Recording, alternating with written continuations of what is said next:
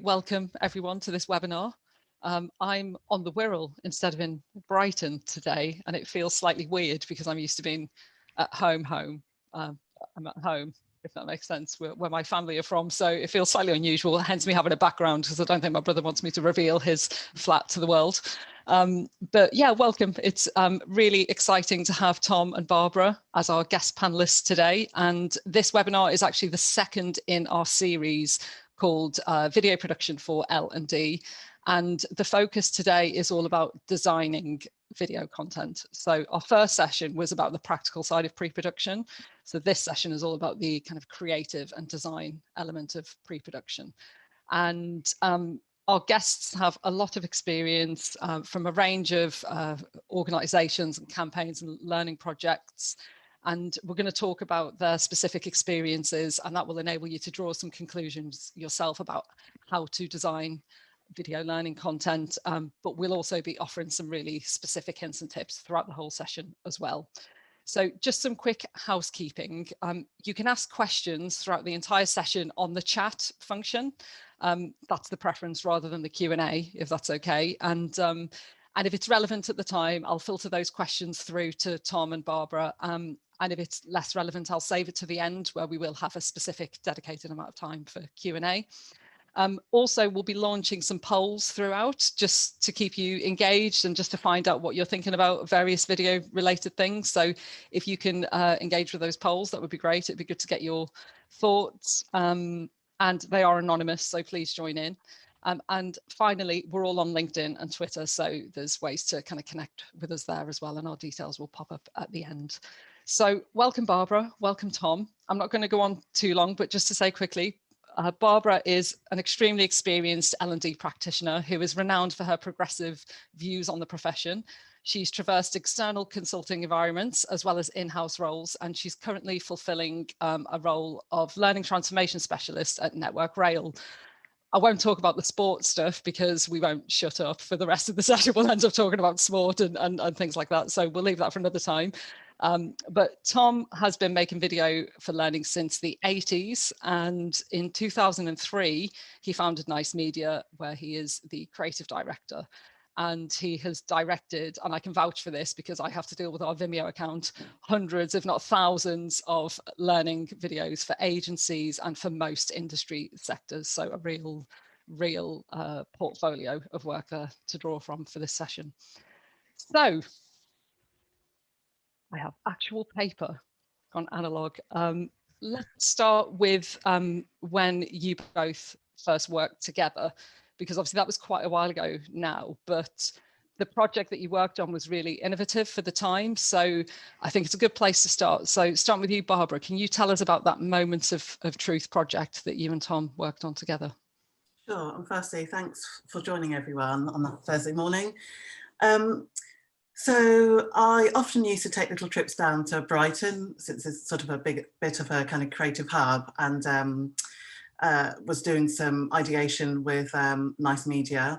And essentially I was working in-house at the time, and I was supporting the theme of kind of responsible leadership.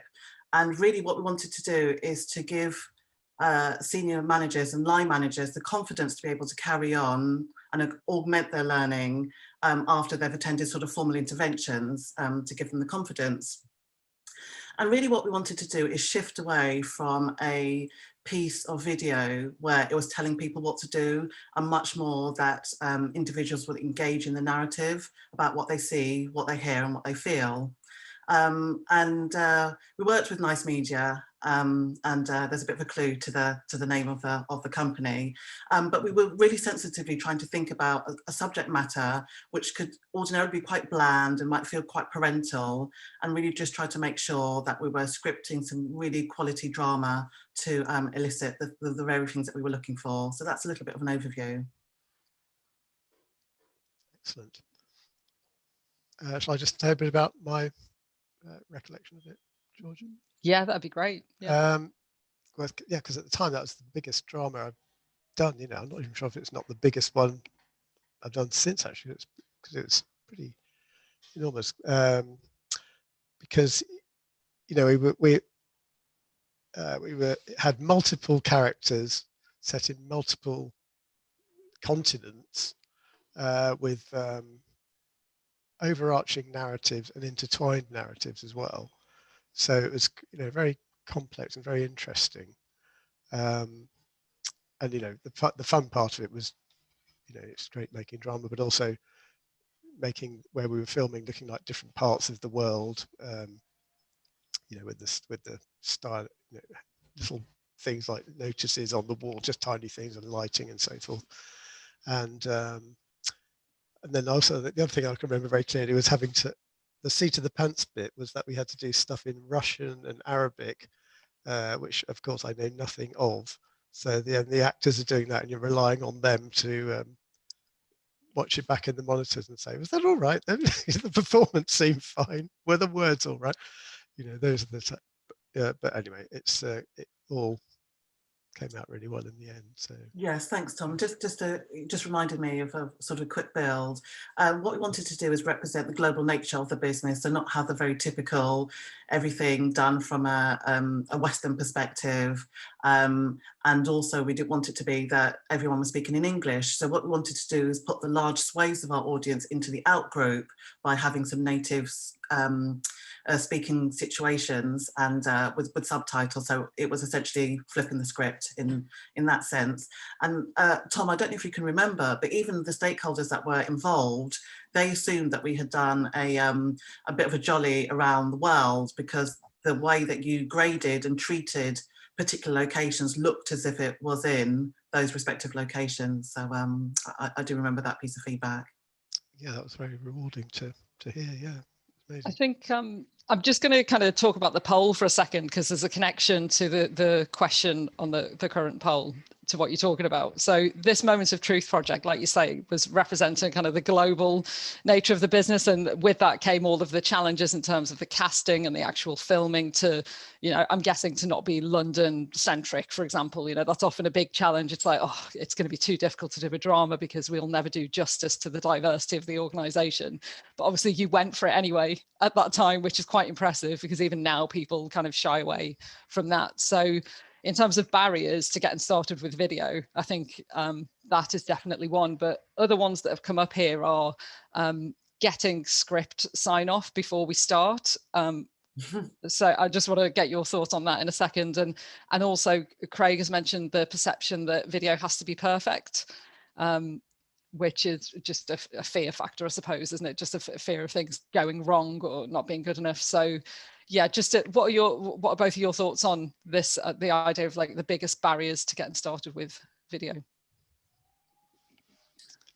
I do recognise all of these points. I think my perception is that I've had to work harder to convince about video than perhaps any other format.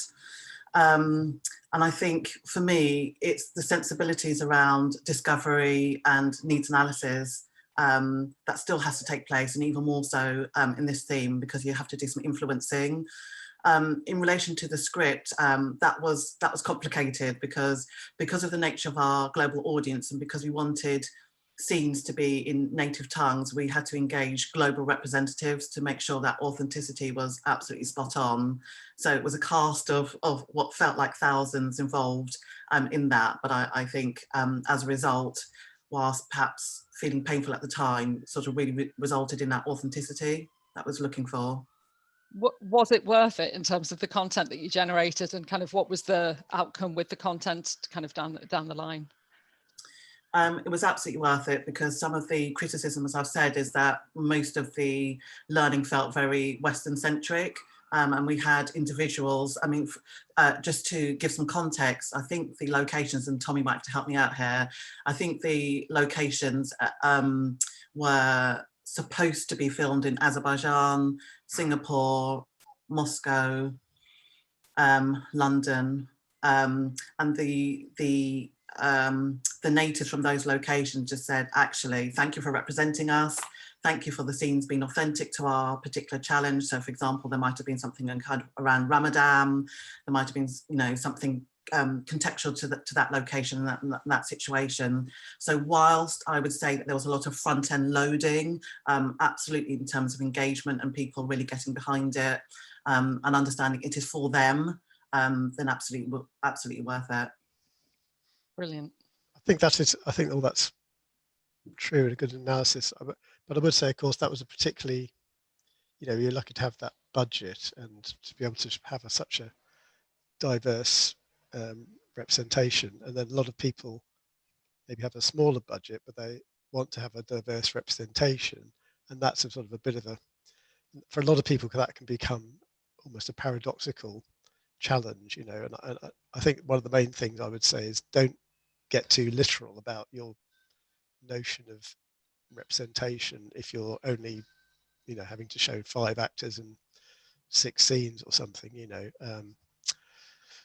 it's a tricky one. Obviously one wants to show some kind of diversity, but equally you're never going to do everyone. And one of the things that people don't, particularly in drama, people don't really understand quite how much drama lets you get into someone's head and empathize with them if you do it properly, which is unrelated really to their sort of, what they look like, their race and so forth. It's more to do with the situation if you can bring people into other people's heads, So on that note, Tom, I'm just thinking this actually feeds into my next question, because years into the future, i.e. last year, we were approached by another company. We're kind of behind an NDA, so we can't mention who they are, but they are connected to Barbara, and they essentially said to us, we want what Barbara had all that time ago.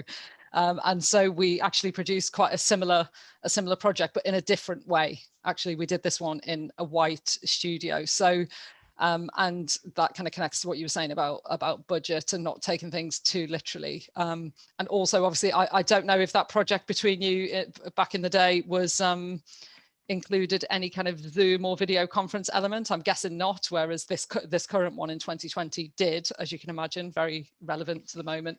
But Tom, can you tell us a little bit, describe that project and tell us what the objectives were? And yes, it's, as you say, it was basically, let's have what Barbara had, but without quite so much money. And also, of course, we're filming in, it's the lockdown, so it was impossible to film in their location, so we filmed in a studio. And then, of course, more people are using Zoom, so we tried to represent things as Zoom calls. So basically, they wanted a suite of clips that was about a variety of different issues surrounding like race, disability, ageism, faith, negative, self-talk, education, sexism, homophobia, physical disability, and they were all designed to be used by managers who would be able to, with suitable guidance, sort of facilitate discussions about those, around those issues. And I think, the point about it is really that, we didn't think we could, no one thinks little films can solve big problems, but what you can do is you can facilitate discussion. And I think Barbara's often used the word critical thinking, which is very useful. And I think it's proven that if in organizations in which you can discuss these difficult issues, that the issues become less problematic. So it's kind of a cultural thing, really. And then just to say a little bit about how we did the particular project. I mean, basically the design process is the most basic: decide which issues to feature, discuss some real world examples, and then how best to dramatize them. That's the very basic things. And then if you look at the nitty gritty more, it's, then the next thing is the budget parameters. We had 2 days filming a cast of 10. We had to work out how you could represent 21 characters with a cast of 10, and equally that's an international organization. So we decided to, we did try to, well, we did get people like a Dutch guy and a black African woman of a certain, lots and lots of different criteria like that, which did give it an international flavor, but then they have to be mapped so that one actor would play more than one role, because each scene was a kind of a standalone piece, and that's also aided by the fact that you film them in a white studio, so it seems more kind of heightened and a bit like a kind of a role play. Yeah, I could carry on, but I think I've said enough at the moment. There was an interesting point about the use of, obviously some you can see from this slide that some elements were represented as Zoom conversations in terms of people working from home, and you've talked about the use of the chat conversation happening in parallel to the Zoom conversation. Can you tell us a little bit about just techniques like that? That was quite an interesting technique. Yeah, we filmed this one up in the top right here. We made a little, well, we made several ones that were like sort of fake Zoom calls, Teams calls, just so for the safety purposes. The people were in the same room, but they were very distant in quite a large studio, and we shot them against green screen and then put them into this thing together. And then the story was told. Actually, it's not actually this one, but very similar, in which two younger people are interviewing an older person, and they are showing some ageist perceptions of the older person, and that is revealed by showing the instant messaging chat that they're having during this Zoom. So it gives you a sort of double layer of, you've got the narrative. It's kind of like bringing the subtext out. So it's quite good because it's entertaining, but it's also it's kind of on the nose at the same time, but so it's dramatic, but also puts your finger on what's actually happening for the learning points. Yeah, brilliant. Barbara, do you have, before we move on, do you have anything to kind of reflect back on that particular project that you know of it?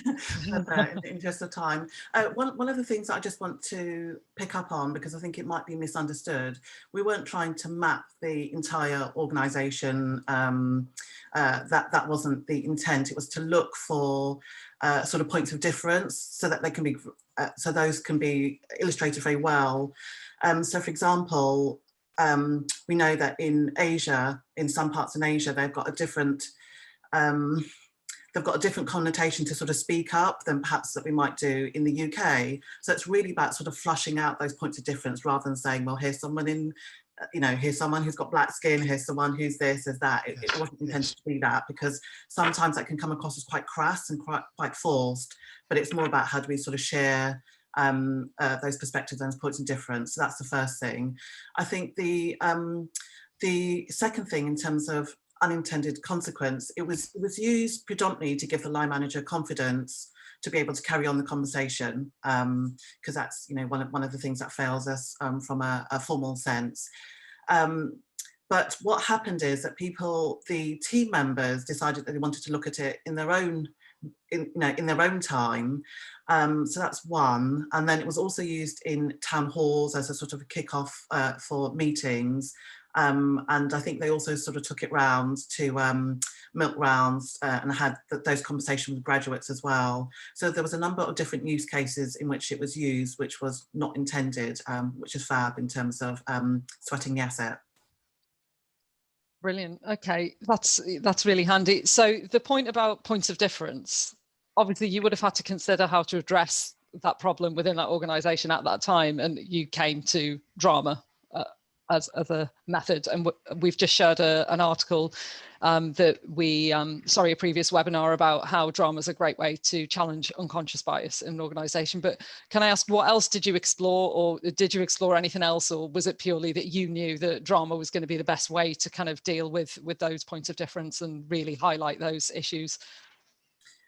So it was a multi-pronged attack. I don't think that anything sort of tackles that, but I think what we wanted to look for is more of an adult to adult response to it, and actually get people to discuss it and talk about it and show it, more importantly than tell and talk about it. So it was part of a wider content strategy, but that was the only thing that involved film. Okay, excellent. Thank you. Cool. Okay, so I'm going to move on to another connected topic. We've talked about it a little bit in terms of Zoom, but how has designing video learning content changed as a consequence of the pandemic and lockdowns? And I'd like to start with Barbara, if that's okay, from your perspective in an in-house role. So what's your experience been? Well, as you can imagine, lots of requirements around filming in COVID times, much more kind of scrutiny about that, particularly if it's kind of outside of a studio environment. My sense is that there's also a little bit more desire, budgets withstanding, to actually kind of humanize things, given everything that's gone on with kind of COVID and the sort of the trauma, and to think much more sensitively about what we're using video for. So I think those are sort of two things that are kind of front of mind. And I think, sorry, the third one is around kind of speed to results. So just because of everything that's gone on and the way that most organisations have adapted to, you know, ways of working, etc., there's a desire for that also to be the case with video as well.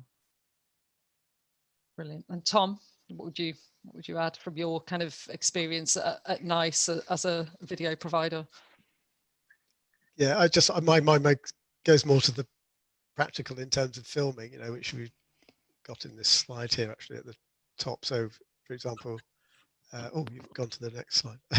At the top, in the green bit, you know, for example, we've made it so that the client doesn't have to attend the shoot. So we've worked out how to zoom direct from the cameras, so we can do several cameras at once and give them a little you know. So I've done a shoot recently where we had people joining from literally all over the world and say, right, we're going to shoot this now. What do you think of that take? You know, then you've got, what do you think, Moscow? What do you think? You know, it's like Eurovision Song Contest. So that's quite an interesting thing. We also, the one in the bottom left, actually, we also started producing this when it was the beginning of the pandemic, and it had to be adapted to, it was going to be, you know, real life action, and it had to be adapted to do. We basically rewrote it to become a Zoom piece, and then this is one of the ones, because everyone was sort of quite scared about filming at that point.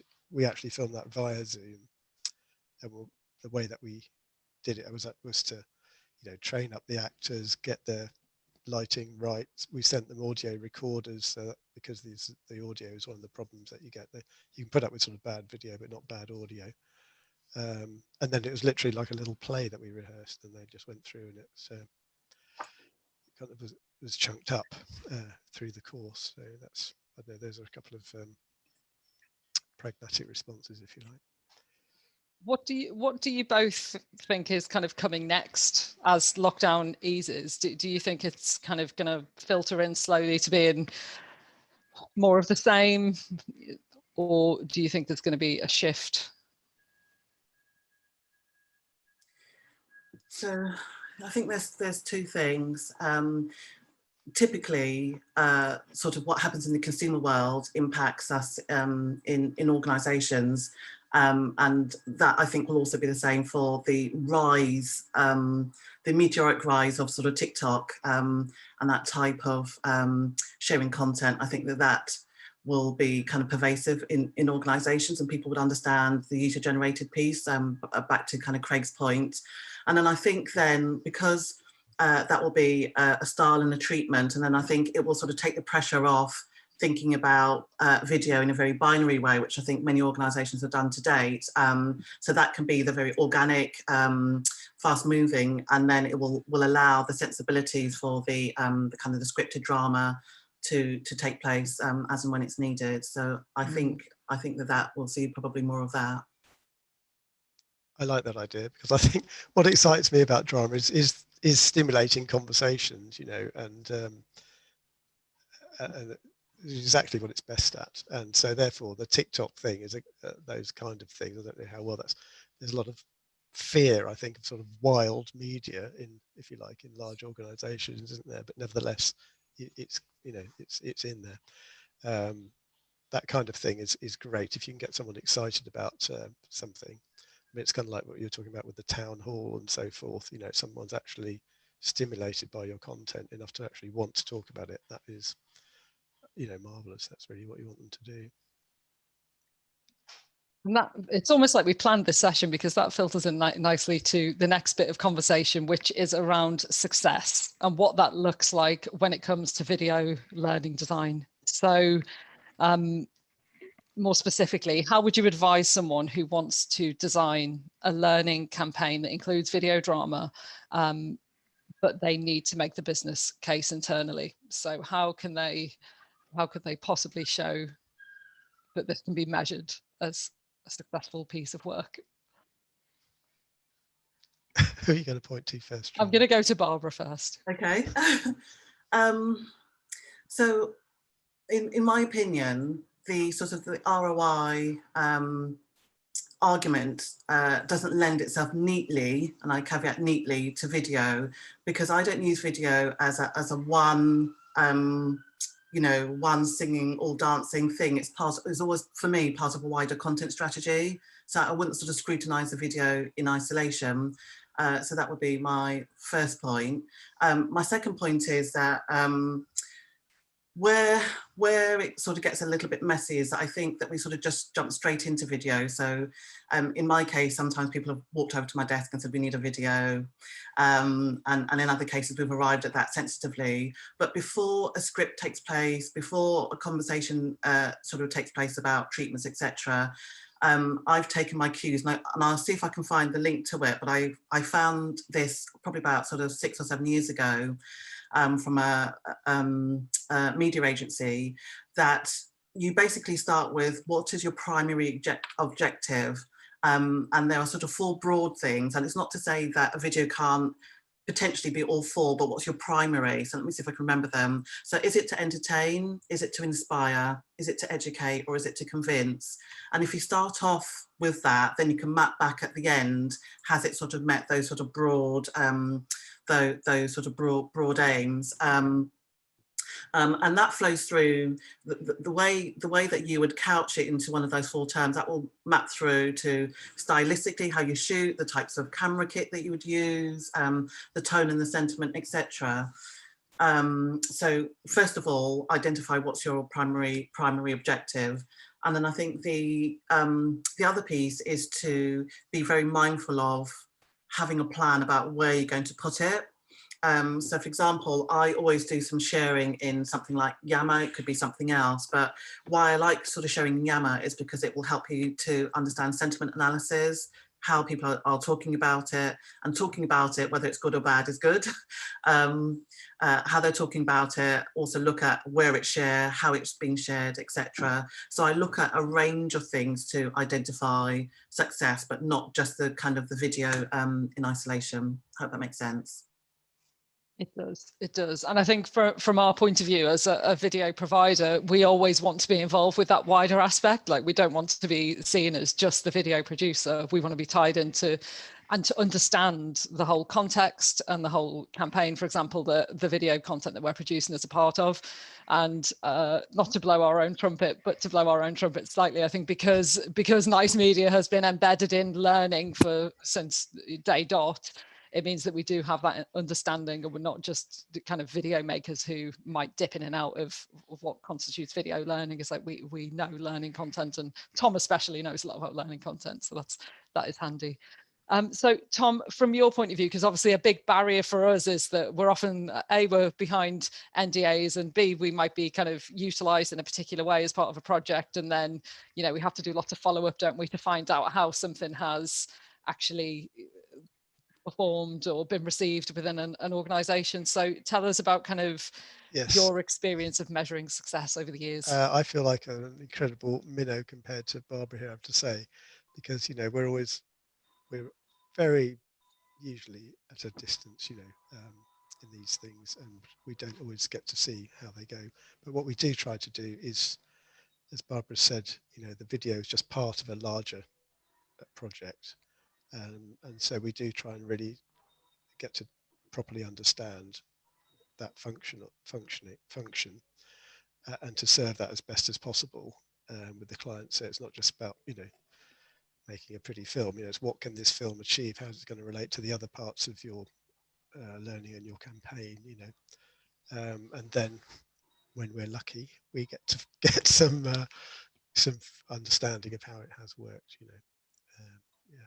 We talked a little bit earlier, didn't we, about relationships and measuring success. And Barbara, you had, I think, a little bit to say on this as well, about how from our point of view, we don't want the organizations that we work with and the teams that we work with to be stressed out by the process of making video. We want them to have a good time, because actually you don't get to do it every day. It is actually really, really fun when you do it well, and you've got the time and the resource to put into it.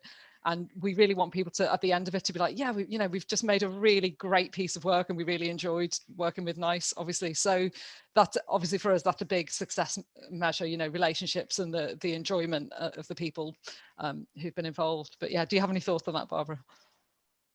Well, despite what appears as glamour, it can often be long days, early starts, etc. So kind of getting on is quite a big thing from my perspective.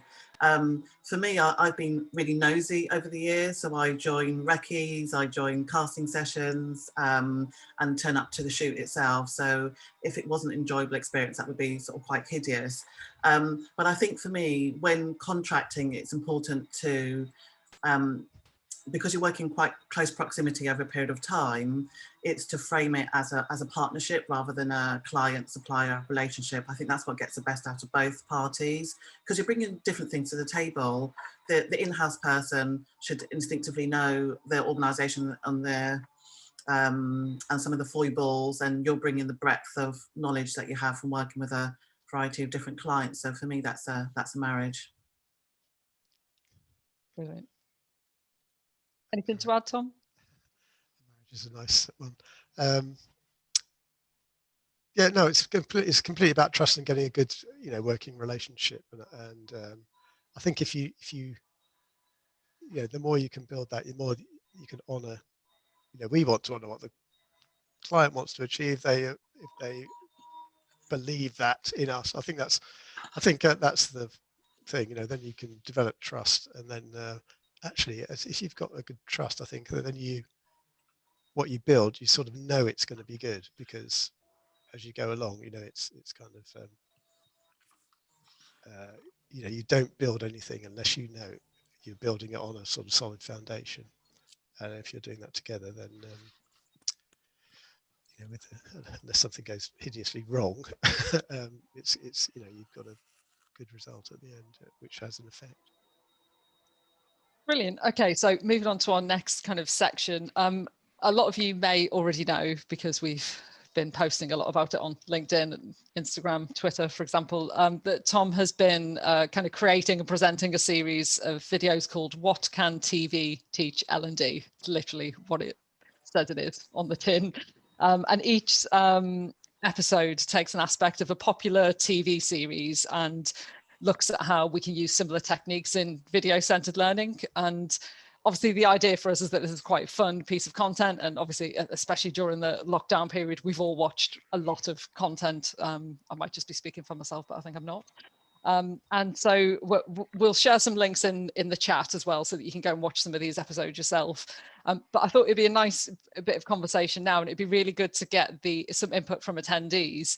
But just to find out from Tom and Barbara, what, in your experience of designing learning, how have you been influenced by TV and film? So we'll start with Barbara.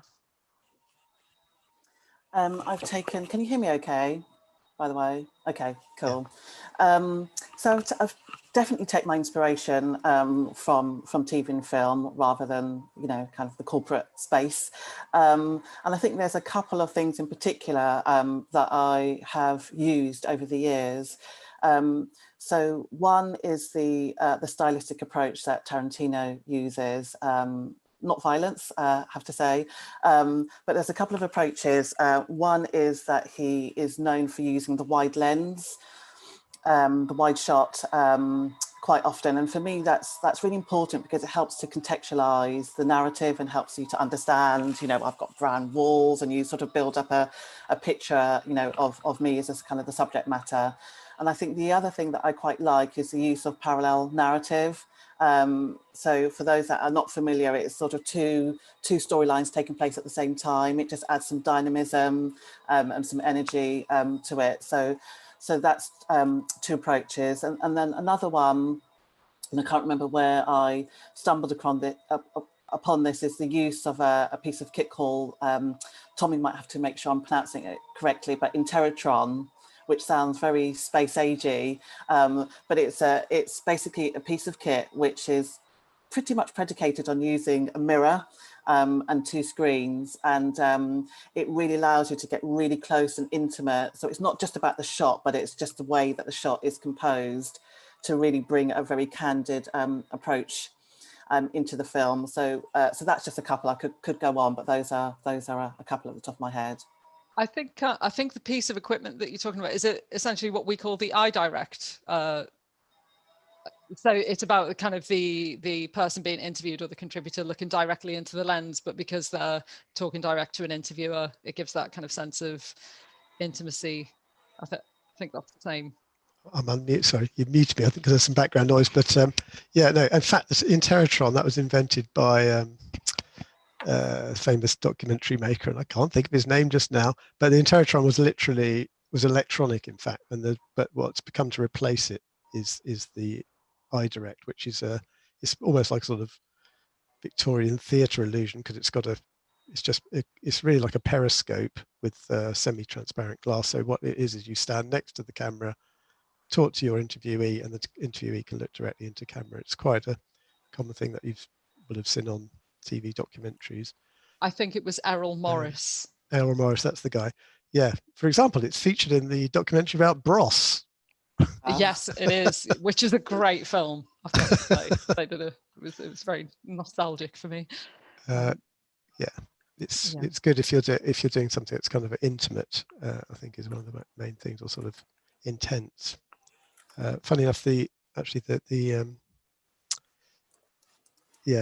sorry, I've forgotten the name of the reference now, so I'm just going to go to the next thing. Tom, I think what I was actually going to say is that the series, What Can TV Teach L&D, is obviously a great insight into the workings of your mind. And I mean, to be fair, you've been heavily influenced by us pushing you towards certain TV shows to cover, for example, Line of Duty, which I think you were more resistant to, but we were like, no, you must look at Line of Duty. But yeah, I think it'd just be good. Can you just tell us a little bit about kind of what inspires you from TV and film? Yeah, I'd just like to say that's my best shirt in that picture there, which is why I chose that still. An important point. Thank you for sharing. Yeah. I was a bit on the end of my shirt range when I was doing those. Anyway, I think obviously I've been studying film all my life, so I'm really into it and techniques and everything. And I think I get a bit. Really, what I'm trying to do is educate clients and designers, particularly learn designers, in how TV really works, because I think a lot of people get a bit excited about maybe one particular thing and then they maybe misapply it, for example, or so I've actually just written a book about drama for learning, so that's out in September. But and that's part of this really. And yeah, so well, one of the things actually out of it was Gogglebox, I thought, which relates a lot to what Barbara was saying about TikTok, because Gogglebox, I did a little piece about that, and it's a genius idea, isn't it? But it's about taking a learning object, if you like, which is the TV program, and then having everyone talk about it and seeing them talk about it. So the discussion is the subject matter, if you like. So that's very much like the design of a learning piece, something we can learn from. I think my favorite one, just off, my favorite program is The Good Fight, if you ever have seen that. And there's one of the pieces is about that. But I mean, in a way, it really is a learning show in its own right, because it features, for one thing, it's got L&D in the program. It also features a lot of workplace issues in a very sort of playful, but absolutely sort of very confrontational kind of a way, actually. So it's a brilliant piece of drama that relates to us. I think only in our industry is it exciting when someone says there is L&D in the drama. All of a sudden, everybody's looking up The Good Fight, which is available on Amazon Prime and All 4, I believe, and it is fantastic. Brilliant. Anything to add on kind of TV and film inspirations, Barbara, before we move on?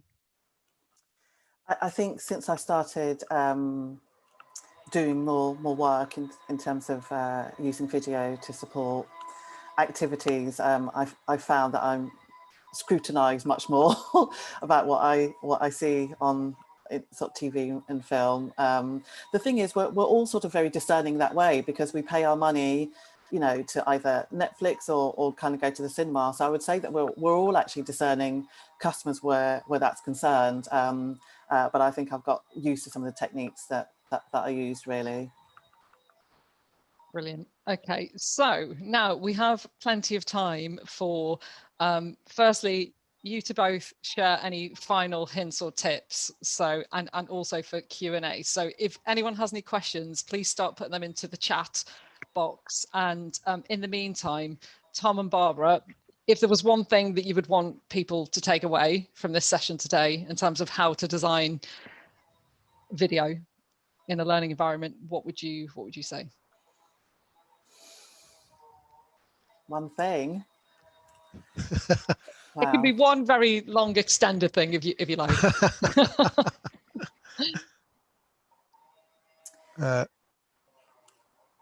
I've put down a couple of things. Go for it. Shall I go first? Just to, yeah. I'll give you a breather, Barbara, and you can be critical of mine. So yeah, one thing is, I think that dramas, we've been talking about drama mostly, so I'm just going to talk about that, I'm afraid. So, but one of its strengths is discussing like the Venn diagram overlap of public and private at work, and I think that's what people often sort of don't focus in on. I think, well, it's just an easy way of thinking about it. You know, we all have private lives. They come to work. We have to manage them, and you know, that's with all the issues that we're talking about, all the behavioural issues. It all boils down to that, I think, and that's why it's also tricky, because you know the overlap of public and private is always fraught with anxiety and you know, political issues. But the same, that's why drama is good, because it opens it up to this critical discussion, which it's an adult way of dealing with it. If you don't make it too didactic, which is the other tip, really, don't make it too didactic. Yeah, I think that I've got some more, but I'll stop there. I think that's quite a good overall.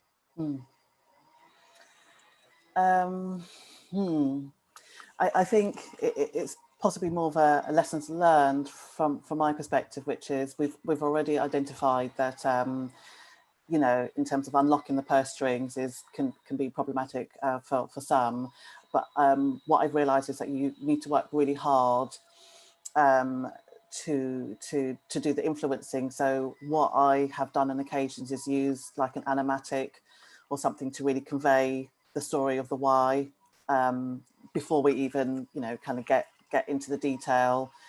Use much more visual techniques to kind of influence stakeholders about what you're trying to do. If you've got a particular treatment that, you know, might even be top of mind for you, you can show a snippet. You know, you had Pulp Fiction, for example, on the screen, Tom. So when I'm discussing about what I feel that the treatment's going to be, you could kind of show a little glimpse of kind of Pulp Fiction to help them understand. So I think it's kind of, because video is very visual, use visual as part of your influencing skills is basically what I'm saying.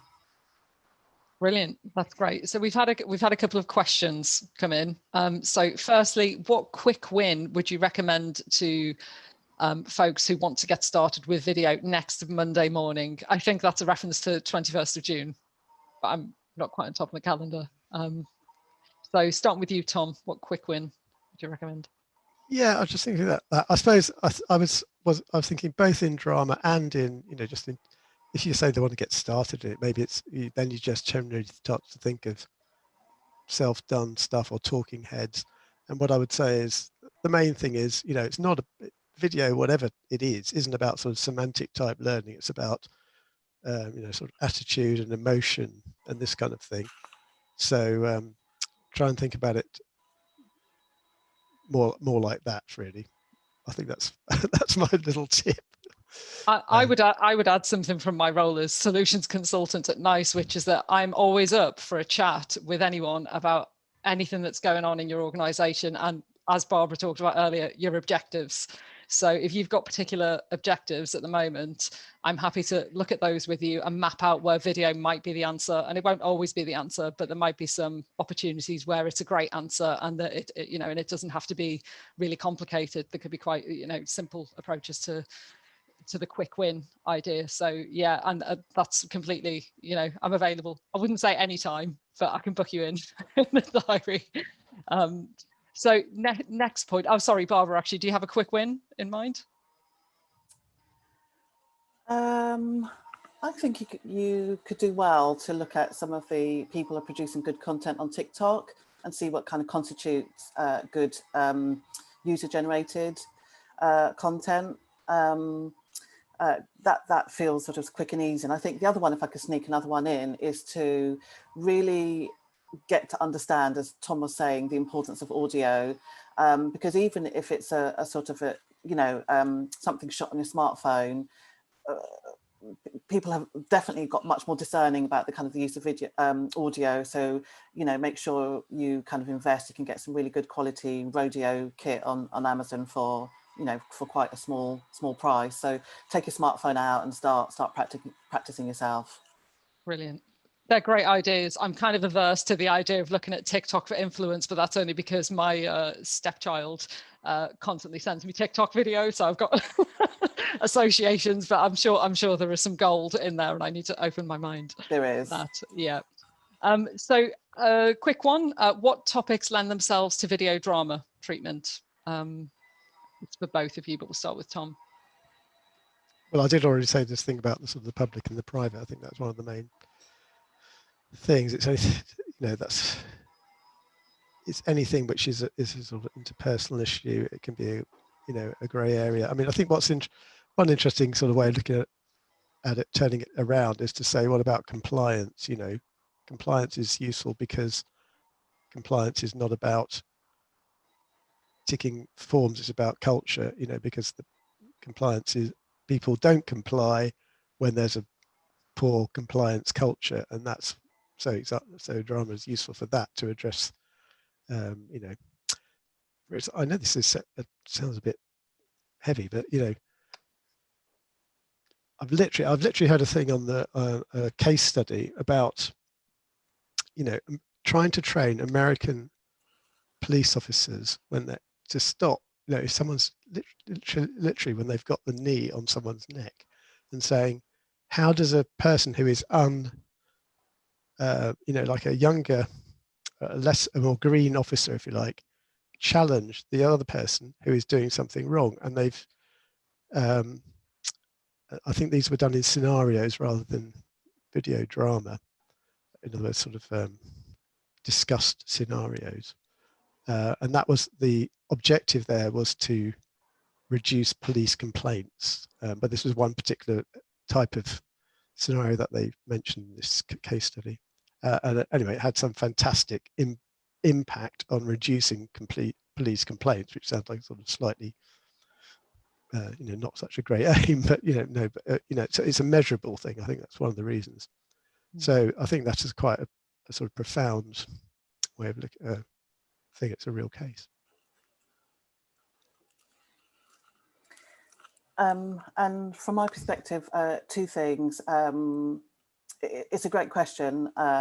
In some respects, it's solutionaring though. So I think as and when an opportunity arises, and once I understand what I'm trying to do, it's at that point that I would identify whether video would lend itself to that. So I think that's another perspective there. And then the other point, I absolutely echo your points, Tom. In fact, I think that compliance is a huge candidate, which is slightly counterproductive to what I just said a moment ago, but it's a huge, it would hugely benefit from that, because if you think again about what I said earlier on, which is around trying to humanize. So I've used it in context of kind of safety, to do with cyber essentials, and a number of other things, because it lends itself really well to something that's often seen as sort of quite dry and maybe rules-based, but it's actually showing the human dimension to the very thing that they're trying to do. So yeah, good shout, Tom. I'm wondering if it was kind of during your time at Network Rail, or no, I'm doing the maths actually, it can't be Barbara, but Craig has said that one of the most impactful compliance pieces he's ever seen was a video produced by Network Rail. And he said it stuck with him for 15 years after seeing it. So I've got no idea what that is, but I think it'd be good to maybe find out. I'd love to kind of know what that is and who was responsible.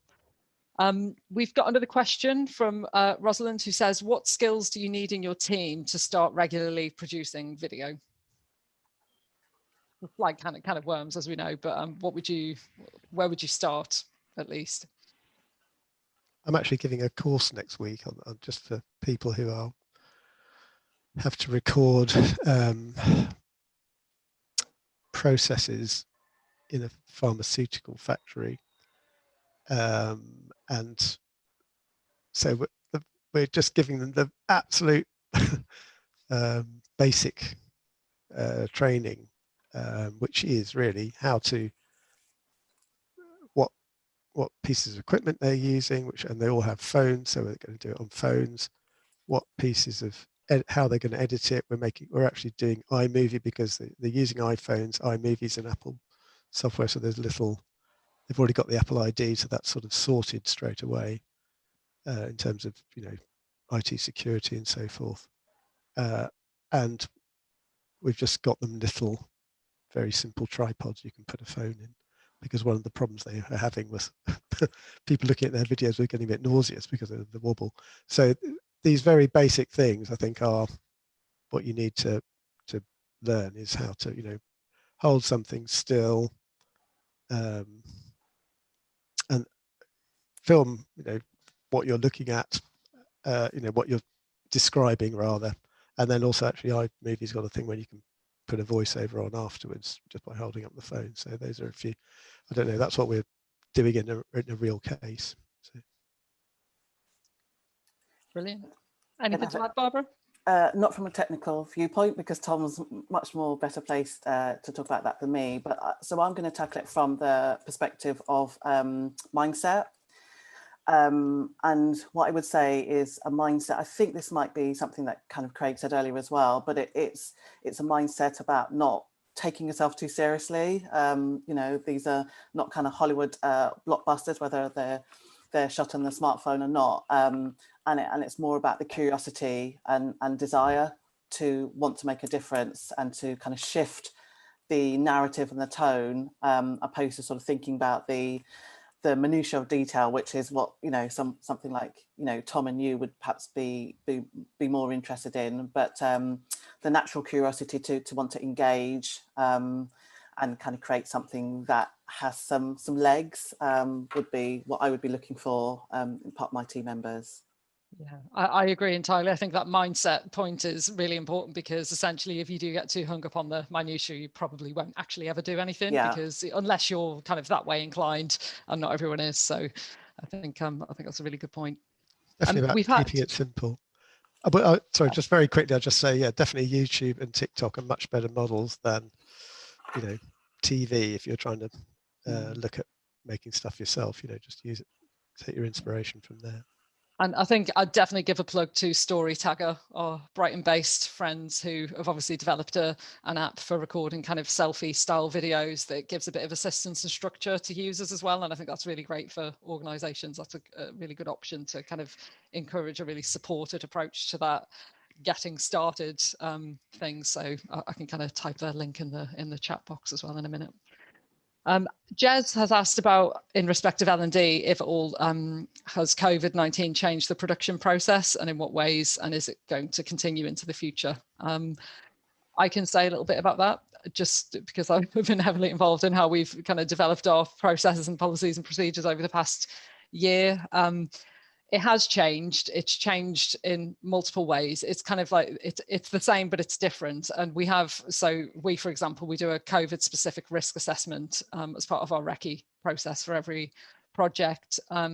We also have different approaches to how we organize a shoot day. So that will include things like staggered arrival times and staggered departure times. And then how we structure a shooting schedule itself will be a lot. We're essentially avoiding pinch points where there can be too many people together at once. So there's just a lot more consideration to space and then obviously all of the other protocols in terms of face coverings and hand washing procedures, etc., apply as they would anywhere. And in terms of whether or not it's going to continue into the future, I would say so. I think it definitely will continue into the future. But from a creative point of view, we've alluded to a lot of it already. There's obviously a lot of more kind of Zoom based filming, whether that's just normal kind of talking heads or interviews, but also even drama. So we can produce a whole drama remotely. We can cast actors remotely. We can film actors remotely. And again, we talked about sound before being a really key point, because a lot of people have webcams. You know, one of the main things that we will make sure of is that we send sound recorders to whoever we're working with to make sure we get the best quality sound production. But Tom or Barbara, do you have anything to add to how the production process has been impacted? Exactly what you said. Lots of risk assessment. Yeah, lots of risk assessment, exactly. Tests. Yeah, I think there's less actual Zoom filming than there is fake Zoom filming, I think. But then but there is a lot of, yeah. You can't have a scene where actors stand too close together, essentially. But apart from that, you can pretty much film a scene, essentially. Well, it's interesting on a kind of meta level as well, isn't it? That when we are producing drama, for example, or any video face to face, but especially drama, we're trying to represent the post-COVID world as well, and how, you know, more often now people are working from home, more often than now people are going to have face coverings if it's part of a scene. So it's, yeah, so there's that element as well. Like we are representing a new kind of way of the new ways of working, and obviously it's a consideration because people are always trying to future-proof, but now we're trying to work out what the future actually holds. So how do you future-proof when you're not quite sure how things are actually going to be working in a year's time? So it's a different challenge all of a sudden, but it's a big consideration. Like we've even considered, for example, recently there was one drama, wasn't there, Tom, where we were thinking, are we going to need to, I know it was an instructional video, we were wondering, are we going to need to record a version of this with face coverings and a version without face coverings? And then in the future they've got both, if they, you know, depending on how they're working at that time. That's for an ambulance service, actually. So yeah, it's just a new level of thought, a new added layer of thought process, I think. I would say, just as a general thing, it does slow you down. You have to you know, 10 or 20% less productivity. You've got to sort of take that into account, really. Absolutely. Well, we are come to the end of the session, and we're at the end of our questions. I'll just quickly check that I haven't missed anything. But just to say to Tom and Barbara, thank you so much for your time, not just today, but also in terms of preparation over the past couple of weeks. And thank you to everyone who has signed up and attended, and for everyone who's requested the recording, and especially to all of the people who've helped make this really dynamic with your comments and questions. It was really good to have you all here and see some familiar names and also some new names on our attendee list. And if there's anything that you've heard about today and you want to follow up on it, please do. We're happy to kind of share resources and things with you afterwards as well. I just said, stay safe, everyone. Yeah, stay safe.